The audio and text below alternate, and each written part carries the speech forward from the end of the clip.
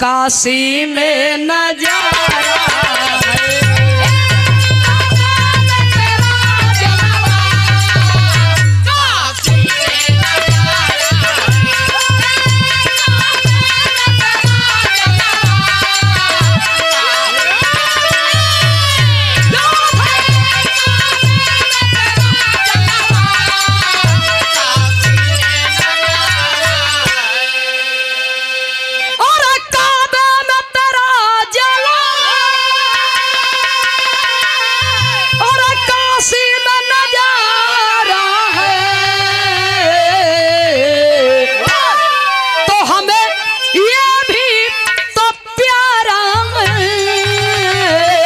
हमें वो भी तो प्यारा है।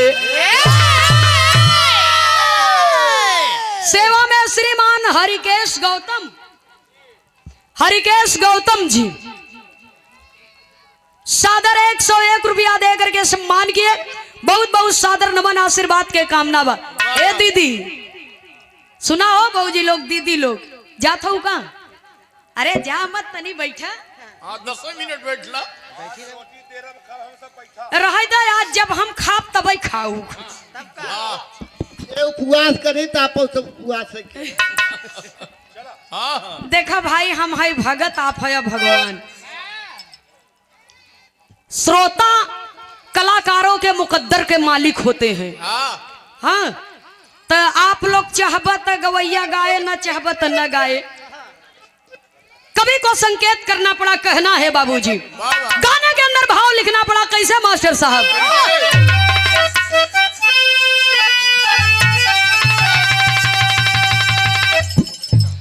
अरे झुकते ना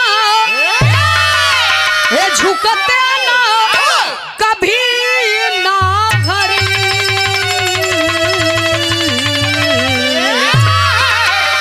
अरे झुकते ना कभी ना हरी। गीदड़ के झुकाने से गीदड़ के झुकाने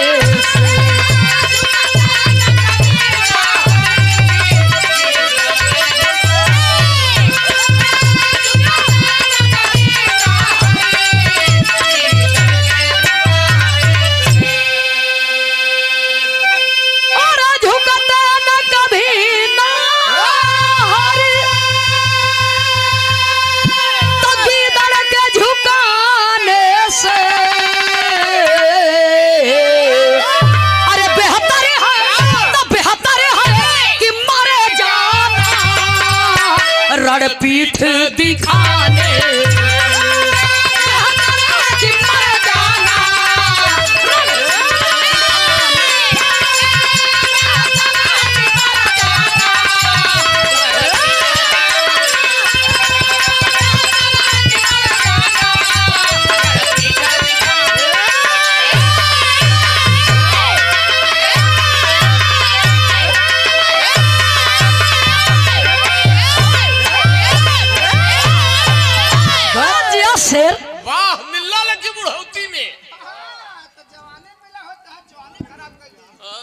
सुनने वाले श्रोता सज्जनों एक वीर के लिए लिखा गया। झुकते न कभी नाहर गीदड़ के झुकाने से और बेहतर है कि मर जाना रणपीठ दिखाने से। बिरहा जगत के दूठे अनमोल रतन वीर रस के गवैया स्वर्गीय बाबू रामदेव जी, सिंगार रस के गवैया स्वर्गीय बाबू बुल्लू जी। वीर रस बिरहा में ये दोनों महान रतन का नाम न आवे तो बिरहवा अधूरा रही। हाँ दोनों जने बाबू रामदेव जी मजीरा पर बनारस, मजीरा गांव का नाम है। हाँ मोबाइल पर दोनों जने के बिरहा सर्च करके आप लोग सुन सकते थे। और बाबू बुल्लू जी पंडापुर बनारस। सूरदास जी हमार मन कहा था चली का कहाँ चलबू? पंडापुर। हाँ चला हम आउक ले आए चलू। अरे गावत है यही गनवई से चलब की हाँ हम जा रहे हमें टोचन कह के चल। भैया आजकल तो हट टोचने पे काम है हो। एक ही लोहार रखे हई इनके टोचन की से तू नाई घात है। हम जौने दिना छोड़ दे वो दिना जाबा कहाँ पहलवान तू भैया। लेकिन देखा बाबू बुल्लू जी गाँव है कैसे कैसे गाँव है थोड़ा सा उनकर अवजिया नकाय के निकले भगवान का बनावटी है वैसे बनाई दिए रहे नहीं। तो देखा दद्दा लोग दद्दई लोग रहे नंदनिया ही रहे। दादा हरण के तरह नहीं बन पाई अंदाज उनकर बा आवाज हमार बा। कैसे मास्टर साहब कहानी का शुरुआत इहवे से बा। कैसे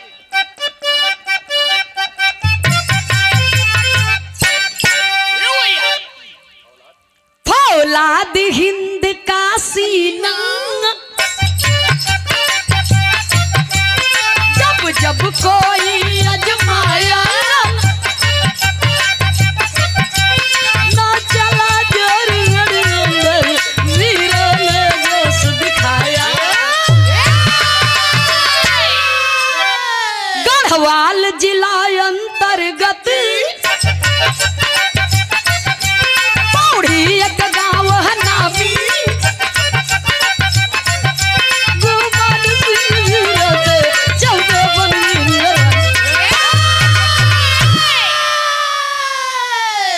लेकिन जब बाबू रामदेव जी का नंबर आवे हम देखे नहीं है बाबू रामदेव जी बाबू बुल्लू जी के कहाँ देख बुलू वह समय अपने माइक पेटे में रहू। बात तो सही है वहाँ समय में बिरहा में हमार जन्म नहीं भरा। के जन ज्योति देखे हो। हाँ देखे हुए ही हमसे 25 साल बड़ी है इन्हें देखे भैया। तो देखा बाबू रामदेव जी का नंबर आवा ई गाना हम सुने रहे टेप रिकॉर्ड वाला जोन बाजा रहा उमन रील वाली कैसेट बजाई वही में सुने रहे ई गाना रील वाली कैसेट बजाई तो बाबू रामदेव जी का नंबर आवे तो कहा मर्दवा चाप दे का ये भाषा है बनारस का।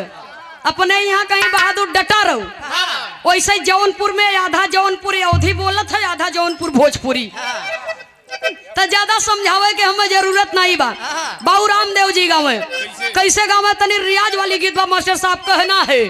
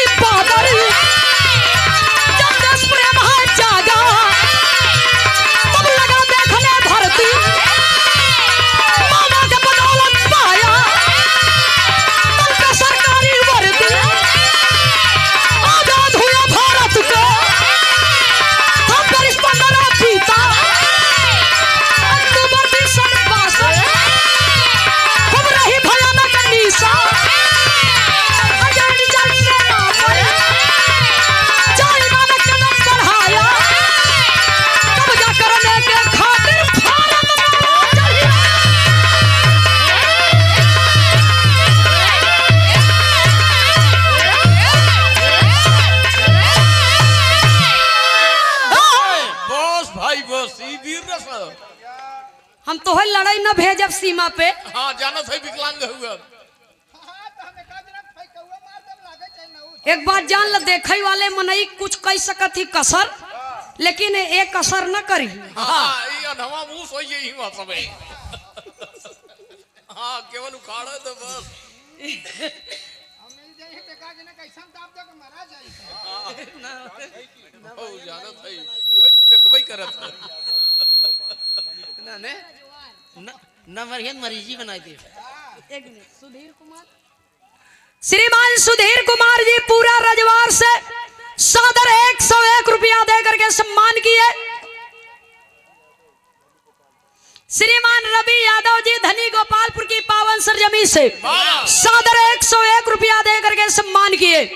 कलाकारों के अगुआ पूज्य बाबू श्री उमाकांत यादव जी सादर 201 रुपया दे करके सम्मान किए। बहुत बहुत आपके श्री चरणों में सादर नमन। तीनों महान भावों को सादर नमन। जय भीम, जय भारत, नमो बुद्धाय। जरा आप लोग बात के समझ लें। भारत देश का एक वीर है, एक फौजी है जिसका नाम बतलाया गया राइफलमैन जसवंत सिंह रावत। मैं बिरहा गाऊंगी, आप सर्च करके देख लेंगे। एक एक बात सत्य घटना पर आधारित है, कपोल कथा नहीं है। सुनने वाले श्रोता सज्जनों जरा गौर करिएगा। जसवंत फौजी का ड्यूटी कहाँ बा? अरुणाचल प्रदेश भारत चीन के सीमा पर नूरानाग पहाड़ी पर नूरानाग ब्रिज के रक्षा में हमारे देश के जवान ड्यूटी कर रहे हैं। तो देखा फौजी जसवंत कहत का हुआ बिरहवा में एक लाइन तर्ज का भाव हम मास्टर साहब कहना है।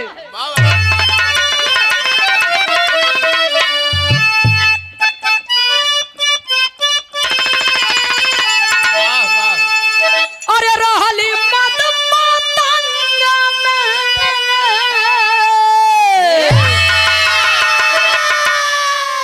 हे रहली मत मातंग में अरे विभोर छोटी नदी रतिया की झूलनिया लई ग चोर छोटी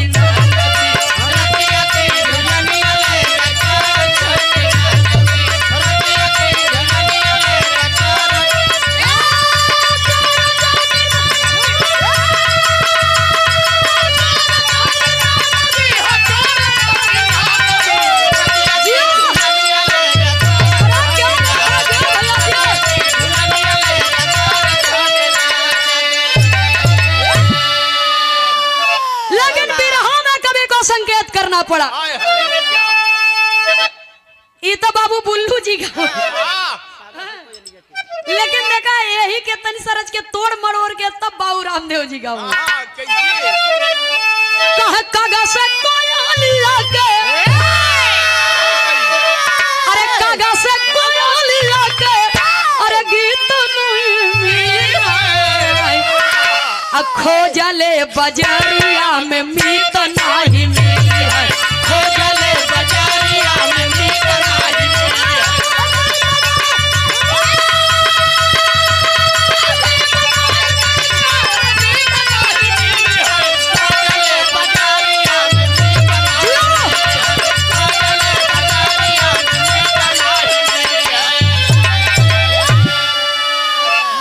लेकिन बिरहा में कभी को संकेत करना पड़ा, कहना है अरे सीमा पर जा रहा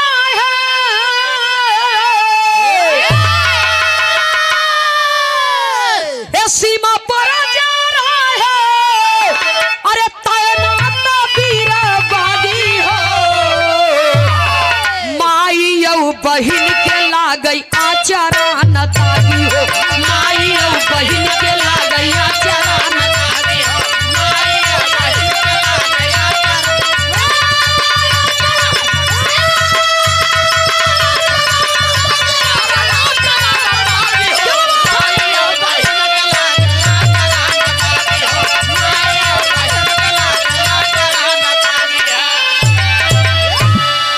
अरे गढ़वाल राइफल चौथी बटालियन क सेनावा नूरा नाग ब्रिज पे तायनात भजवानवा नूरा नाग ब्रिज पे तायनात भजवानवा नूरा नाग ब्रिज पे तायनात भजवानवा अरे बीरावन का आँखिया से अरे बारह से लायोगी हो अरे माई औ बहिन के लागई आचरा न दागी हो।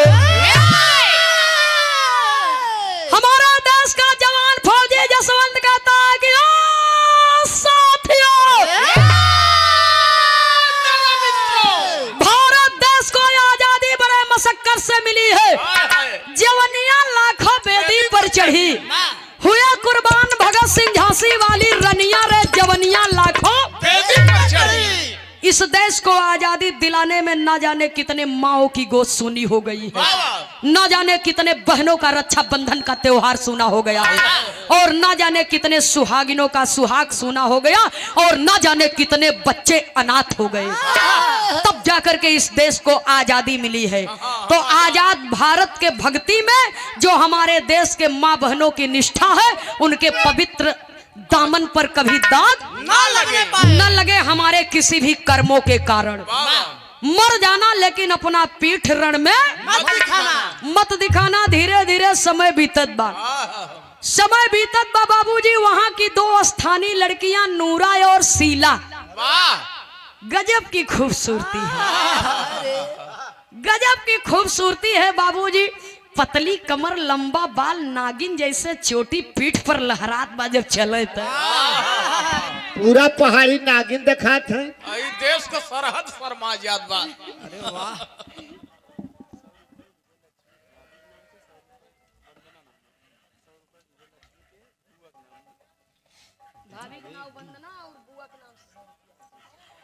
बड़ी दीदी एडवोकेट परम आदरणीय विजय लक्ष्मी जी की भाभी जी वंदना जी की ओर से, वंदना भाभी जी की ओर से सादर 101 रुपया, और दीदी जी विजय लक्ष्मी दीदी जी की बुआ जी की ओर से, ये हमरे भौजी है, हमरे फुआ के ओर से पुरस्कार बा। बहुत बहुत सादर नमन है, आशीर्वाद की कामना है। और देखो ननद भौजाई के रिश्ता बड़ा खट्टा मीठा होता है, लेकिन हमरे दीदी का ऐसा व्यवहार बा, हमरे भाभी का ऐसा व्यवहार बा कि परिवार में भगवान करे कि एक दूसरे के प्रति ऐसा ही सम्मान बना रहे, और भाई भाई में एक दूसरे के प्रति आदर्श का भाव बना रहे। सादर 200 रुपया पुरस्कार भाभी जी और बुआ जी की ओर से। बहुत बहुत आप सबको सादर नमन। जय भीम, जय भारत, नमो बुद्धाय। तो नूरा और शैला दोनों, नूरा और शीला दोनों बहनों में से बाबूजी नूरा को फौजी जसवंत से मोहब्बत हो गई। हाँ, फौजी जसवंत से मोहब्बत हो गई। ऊंची गर्दन, गठीला बदन, आप फौजी जसवंत से मोहब्बत हो गई। अच्छा, तो फौजी है तो क्या हुआ, लेकिन दिल तो उसके सीने में भी धड़क रहा है। सुनने वाले श्रोता सज्जनों, फौजी को भी नूरा से मोहब्बत हो गई। दोनों चोरी छिपे मिलने लगे, और जब चोरी छिपे मिलने लगे, जब प्यार परवान चढ़ा, तो एक दिन अब फौजी के समझ में आए कि अब प्यार ज्यादा होता।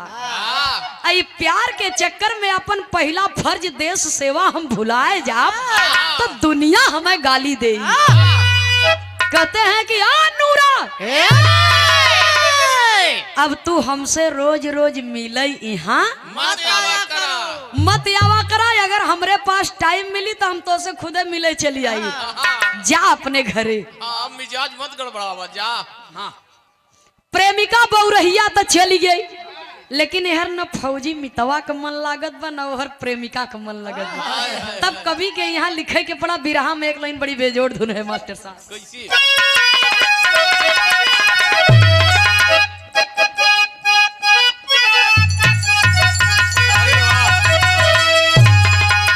अरे नजर लागी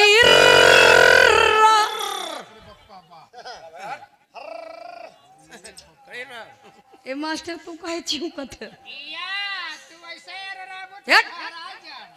हम थोड़ी गाना यार राता कि हमरे कौन औकात बा। जब तो हाँ नजर नहीं बा, तब कहे नजर मारे कोशिश करते हैं। तब काहे भले हाँ, ये हम नहीं कहते, ऐसे ही कभो कभो लहरी उस्ताद गावे कहे हाय हाय नजर।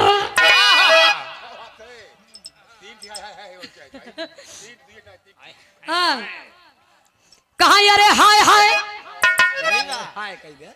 सही है। नजर लागी राज तोरे बगल पे, अरे जऊ मई होती राजा बन की कोयलिया, अरे कुहू के रहती राजा तोरे बना लेते, रहती राजा तोरे बना लेते, रहती राजा तोरे बना लेते।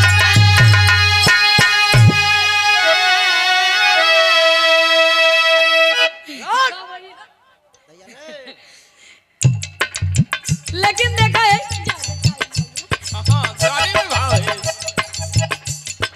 नहीं दोहरावे का हम तक गनवा के इतना देखा है। ये देखा हारमोनियम मास्टर साहब कहते हैं कि के दोहराई दे। हाँ दोहरावा। ये लहरी उस्ताद वाला स्टाइल में कहा अरे हाय हाय, अरे नजर लागी राजा तोरे बंगले में। यही के गाँव हमार पाजेब राजा हीरा जड़ादा उड़ली झुलनिया पर जहजिया उड़ादा। लेकिन हमारा बिरहवा में भाव है, कहना है बाबूजी मनवे तो हो, मनवे बह गल। मनवे बहा की गल लगता ही नहीं ने। तब कवि को लिखना पड़ा अरे बितावे रतिया करवटिया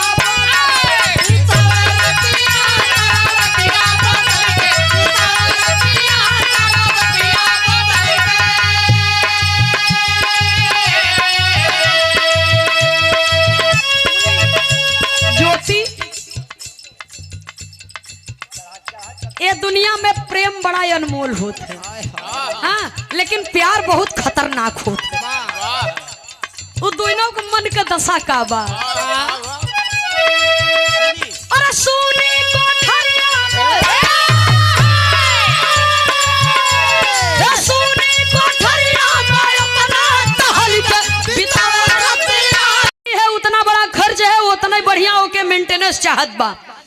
सुनने वाले श्रोता सज्जनों, लेकिन जो सम्मान कमाता है बाबूजी दुनिया में, उससे बड़ा धनवान कोई नहीं है। आइए एक ऐसा ही बिरहा आपके बीच में प्रस्तुत है और हमरे बाबूजी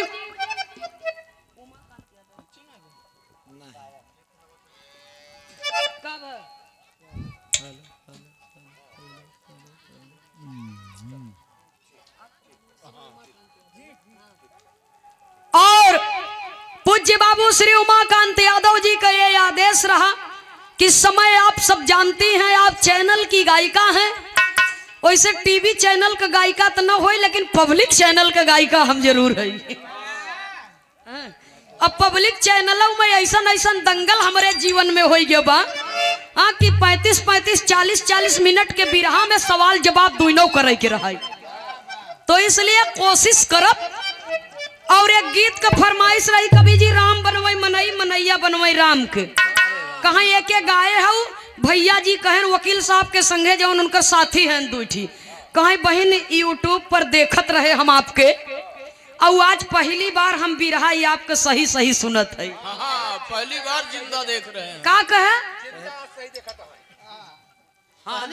फोटो में देखे रहे भाई। हाँ, तो कहीं वो वाला गाना जरूर गाय दी है, सुन ले भाई। हमार मतारी बहन लोग बैठी हैं, इच्छा हो तो बजाय दे गाय दे, तुरंत ही नहीं बिरहा गायक बात गाओ। हाँ, बिरहा गायक बात है। हाँ ठीक बा। ए समय मिजाज दूसर हो भैया। बिरहा गाय के बाद लास्ट में हम छोटा सा बिरहा हो, ज्यादा बड़ा बिरहा नहीं बा, और ऐतिहासिक और सच्ची कहानी आपके बीच में प्रस्तुत है। कहा जाता है जहां न पहुंचे रब वहां पहुंचा। अरे ठीक है। और बिरहा जगत के शानदार और अनोखे कोरस वादक हैं।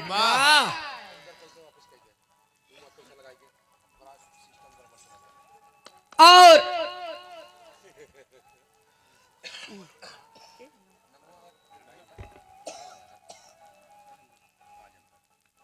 आजमगढ़ की पावन धरती से हाँ मंगल प्रजापति जी आजमगढ़ की पावन ऐतिहासिक सरजमी से, अरे होएगा हम वहां कहे जाएंगे जहां हैं हम वर्तमान की बात करते हैं। भूतकाल की नहीं। आजमगढ़ की पावन सरजमी से हमारे भैया जी की ओर से शानदार पुष्पहार और शानदार पुरस्कार आया है और हृदय की गहराइयों से आपको सादर धन्यवाद है। माता जी की कृपा बनी रहे, समाज में ऐसे ही आप चलते रहे, कलाकारों से प्यार दुलार बनता रहे, मिलता रहे। सुनने वाले श्रोता सज्जनों, कलाकार का आवाज कितनो नगद रहे लेकिन साज बाज साथे में सब कुछ सही बा, ओकर सेटिंग बढ़िया बा तो कलाकार के गीत में 4 चांद लग जाता है। एक कला और इनके पास रही, नित्य कला। अच्छी बात है। और ये जो पुरस्कार है, सम्मान है, इसलिए कि ये भैया हम सबको बहुत मानते हैं। कार्यक्रम चाहे किसी भी कलाकार के साथ में रहे, अगर ये वहां पर उपस्थित हैं तो हमारा सम्मान जरूर करते हैं। तो हमारा भी फर्ज बनता है कि हम इनका सम्मान करें, क्योंकि कलाकार का सम्मान इसलिए करता है कि ताकि उसका भी सम्मान बना रहे। तो ये हमारी तरफ से आपके लिए है। हाँ, मंगल के जीवन में मंगल ही मंगल हो। क्या बात है, बहुत सुंदर कोरस वादक हैं और बड़ा रसिया मिजाज के मुनि। क्या बात है, सदैव प्रसन्न रहिए, यही हृदय की गहराइयों से मंगल कामना।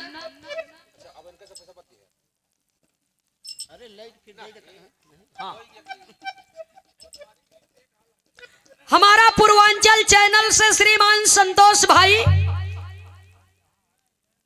बोड़ेपुर सराय बीका मछली शहर से, ये भैया चैनल का नाम है हमारा पूर्वांचल। जो गीत की रिकॉर्डिंग चल रही है दोनों कलाकारों की और बिरहा एवं लोकगीत तमाम गीतों की रिकॉर्डिंग आपके पास में आपके चैनल पर है। आप लोग चैनल को सर्च करेंगे हमारा पूर्वांचल, गीत को सुनिएगा, सब्सक्राइब करिएगा, शेयर करिएगा और पसंद करिएगा, क्योंकि एक दूसरे के सहारे हर इंसान की रोजी रोटी इस दुनिया में चल रही है। हाँ, फोटोया कैमरवा घुमा के ले ली है एक आध दाई, तो कम से कम कैमरा में रहा, याद रहा ना भैया।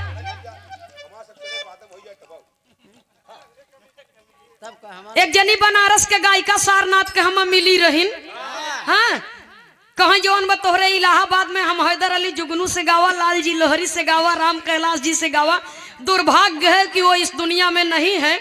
एक जने उनके पार्टिया में रहन, कहे का चाहत हो कि ये न रहे दुनिया में, आज इनसे गावत हो नंदनी से। हम कहा सुना, हम कभू मरबई न करब, ऐसा लकीर हम लिख लिए है। हाँ, पिए है, बिल्कुल पिए है कि हम जिंदगी में कभू मरबई न करब, हम हमेशा जिंदा रहबई। अपने गीत के माध्यम से जो कैमरा में कैद होता है, रिकॉर्डिंग होता हमार, इसके माध्यम से मैं हमेशा जीवित रहूंगी। कलाकार कभी मरता नहीं है।